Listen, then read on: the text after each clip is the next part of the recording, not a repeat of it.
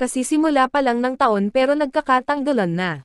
May onsehan nga ba sa kaperahan ng bayan? Sa unang araw ng pagbabalik ng Kongreso mula po sa bakasyon, may sibakan agad na nangyari. Ang casualty, ang chairman ng House Committee on Appropriations, si Congressman Zaldico. At hindi po ito basta-basta.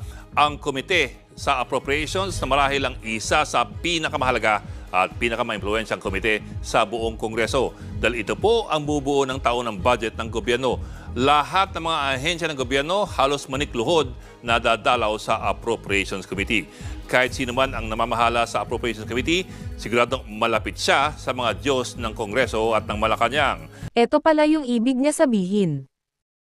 Naman si San Lorenzo Ruiz, naging santo. Gusto ko rin maging santo. Okay sa inyo mamatay. Okay. Gunggong!